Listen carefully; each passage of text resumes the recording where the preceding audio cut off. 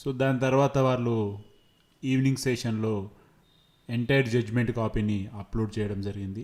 So ఆ entire judgement కాపీని ప్రముఖ తెలుగు దినపత్రిక అనలైజ్ చేసి కొన్ని ఇంపార్టెంట్ పాయింట్స్ని పబ్లిష్ చేసింది.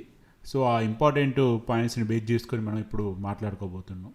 సో క్లియర్ కట్గా ఓవరాల్గా అయితే తెలంగాణ హైకోర్టులో గ్రూప్ 1 మెయిన్స్ 2024 కేసు ముగిసిందనే చెప్పుకోవచ్చు. సో ఇక డైరెక్ట్ టాపిక్లోకి వెళ్దాం. సో బ్యానర్ రీడింగ్ చూసుకుంటే, ఆరోపణల ఆధారంగా నిర్ధారణకి రావడం సమంజసం కాదు, తప్పులు జరిగిందని ఎలాంటి ఆధారాలు లేవు, పబ్లిక్ సర్వీస్ కమిషన్కి విస్తృతమైన అధికారాలు ఉన్నాయి, హైకోర్టు డివిజన్ బెంచ్ తుది తీర్పులో వెల్లడి. సో మనం పాయింట్ వైజ్ చూసుకుందాం, 1 by 1 ఇంపార్టెంట్ పాయింట్స్. ప్రధానంగా అభ్యర్థులు లేవనెత్తిన పాయింట్స్ ఆధారంగా ఆ ఎంటైర్ ఆర్టికల్లో మనం ఇప్పుడు చూడబోతున్నాం. సో ప్రధానంగా చూసుకుంటే సింగిల్ జడ్జి గారు ఏం చెప్పారంటే, తన తుది తీర్పులో మొత్తం పరీక్షలను రద్దు చేసి మళ్ళీ పరీక్షలు నిర్వహించాలని లేదా మోడరేషన్ పద్ధతిలో రివాల్యుయేషన్ చేయాలని తీర్పు ఇచ్చారు. ఇది మీ అందరికి తెలిసిందే.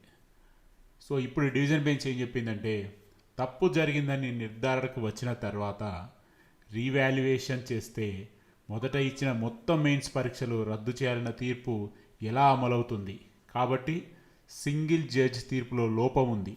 సో ఓవరాల్గా స్టే సమయంలో ప్రస్తుతం ఉన్నటువంటి ధర్మాసనం చేసినటువంటి కీలక వాక్యలే తుది తీర్పులో కూడా చాలాసార్లు రిపీట్ అయ్యాయని మనం చెప్పుకోవచ్చు.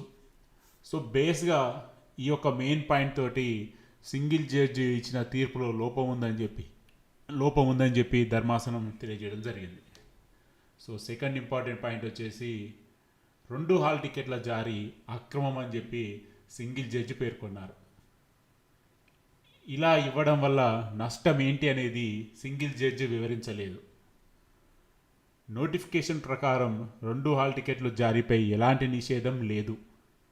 ప్రిలిమినరీ పరీక్షలకు, మెయిన్స్ పరీక్షలకు 2 వేర్వేరు హాల్ టికెట్లు ఇచ్చారు.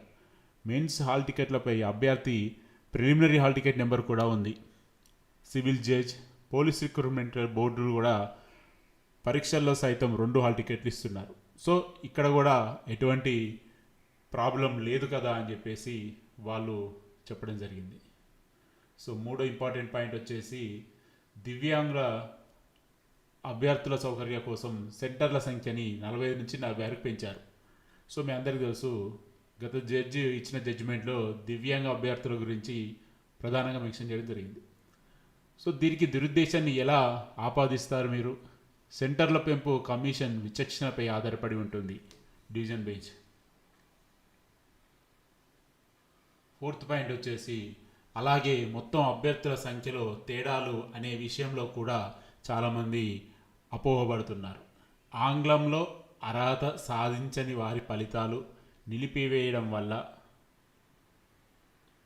తేడాలు ఉన్నట్లు కమిషన్ స్పష్టమైన వివరణ ఇచ్చింది.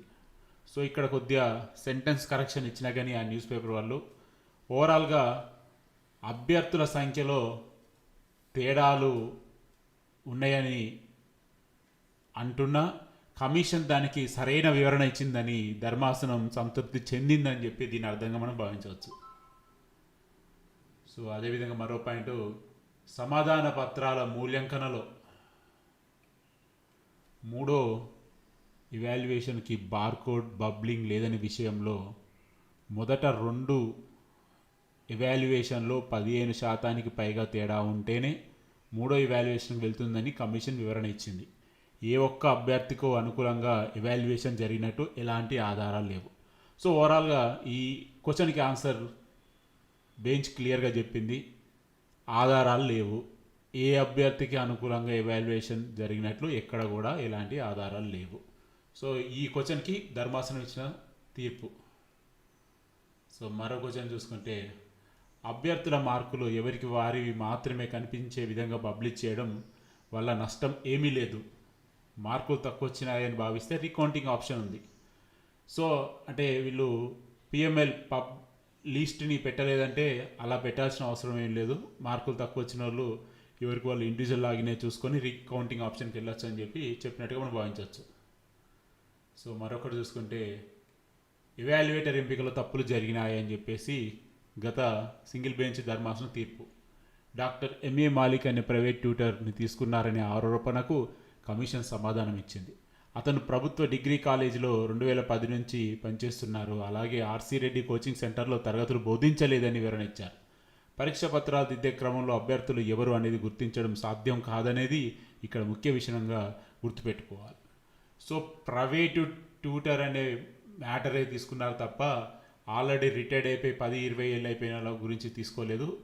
సో కరెక్ట్గా వాళ్ళకి ఇంపార్టెంట్ అనిపించిన పాయింట్ని బేస్ చేసేసుకొని పరీక్ష పత్రాలు దిద్దేటప్పుడు ఎవరికి పత్రం ఏంటిది అనేది తెలుసుకోవడం సాధ్యం కాదు కాబట్టి ఈ పాయింట్ కూడా కన్సిడరేషన్ చేయడంలో ఇంట్రెస్ట్ చూపెట్టేదని అర్థమైపోయింది.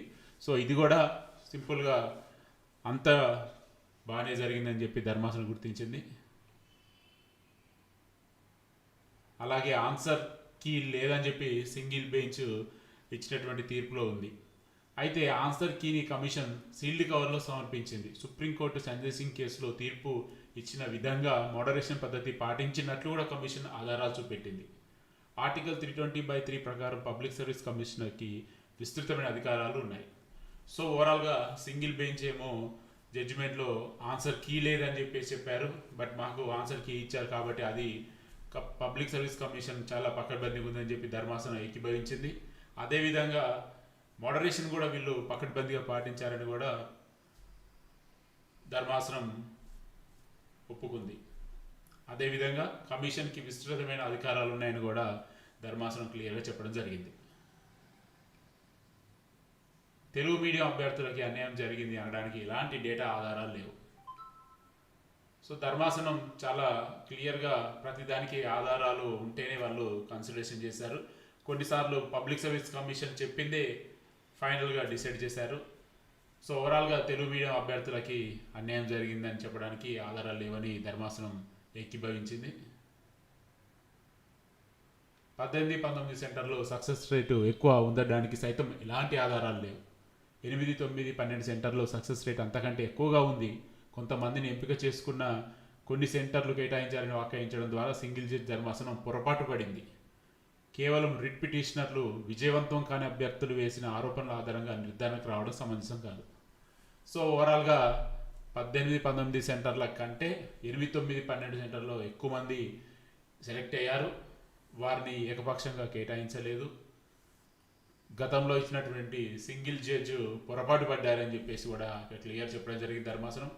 అదేవిధంగా విజయవంతం కాని అభ్యర్థులు చేసిన ఆరోపణల ఆధారంగా నిర్ధారణకి రావడం సమంజసం కాదని కూడా వీళ్ళు చెప్పడం జరిగింది. మరో పాయింట్ వచ్చేసి మాస్ కాపింగ్, పేపర్ లీకేజ్ జరిగినట్లు రిట్ పిటిషనర్లు నిరూపించలేకపోయారు అవి పేర్కొంది. ఈ మేరకు సింగిల్ జడ్జి తీర్పుని కొట్టివేసి టీజీపీఎస్సీ విజయవంతమైన అభ్యర్థులకు అప్పీల్ను అనుమతిస్తూ హైకోర్టు డివిజన్ బెంచ్ తుది తీర్పు ఇచ్చింది.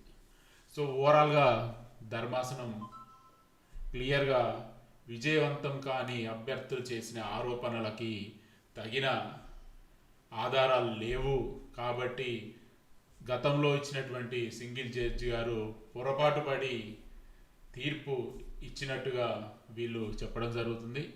సో ఓవరాల్గా ఆధారాలు లేవు కాబట్టి Telangana group 1 mains 2024 case single bench ధర్మాసనం ఇచ్చినటువంటి తీర్పుని రద్దు చేస్తూ విజయవంతమైన క్యాండిడేట్లకి టీజీపీఎస్సీకి అనుకూలంగా తుది తీర్పు ఇవ్వడం జరిగిందని ధర్మాసనం వెల్లడించింది.